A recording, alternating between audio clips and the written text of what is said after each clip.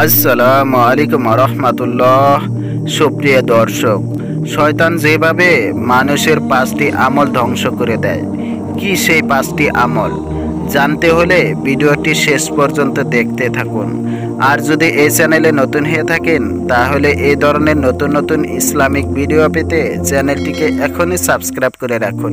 আমল যদি যথাযথভাবে করা হয় তবে তা আমলকারীর জন্য ফলপ্রসূ হয়।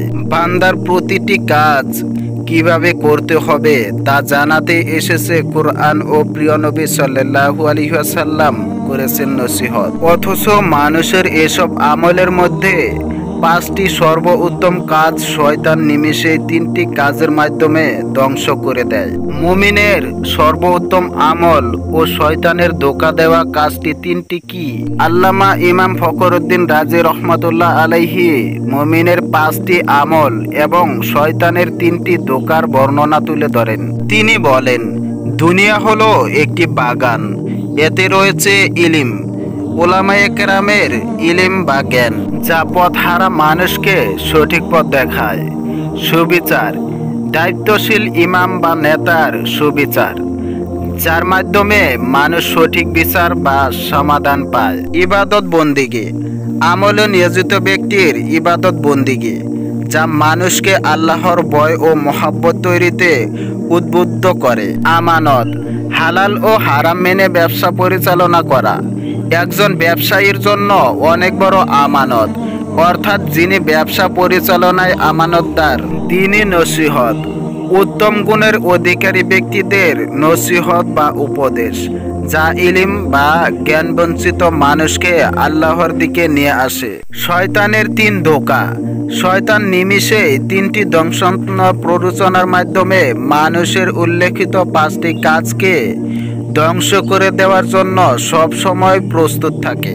আর এ ক্ষতি করার জন্য শয়তান মানুষের সামনে যে 3 পরিকল্পনা বা ধোঁকা তুলে ধরে তা হলো লোকদের মাঝে রিয়া বা অহংকারে উদ্বুদ্ধ করে।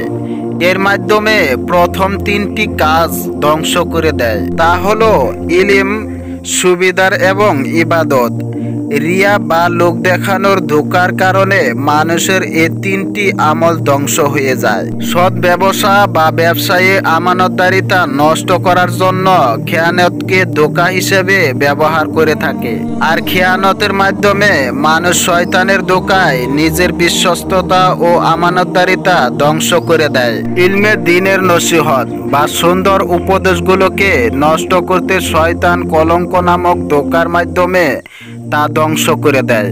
ইসলামের দিকে নসিহতকারী ব্যক্তিকে এমন কলঙ্কজনক কাজে জড়িয়ে ফেলে যে ওই ব্যক্তি কোনো মানুষকে ইসলামের উপদেশ বা দাওয়াত দেওয়ার অবস্থায় থাকে না। এটি শয়তানের মারাত্মক ষড়যন্ত্রমূলক কাজ।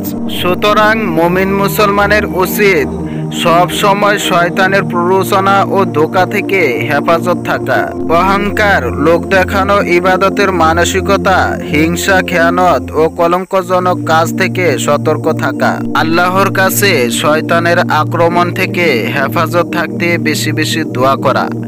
আল্লাহ তাআলা উম্মতে মুসলিমকে উপরোক্ত 5টি কাজ করতে গিয়ে রিয়া, খেয়ানত ও প্রতারণা থেকে হেফাজত করুন।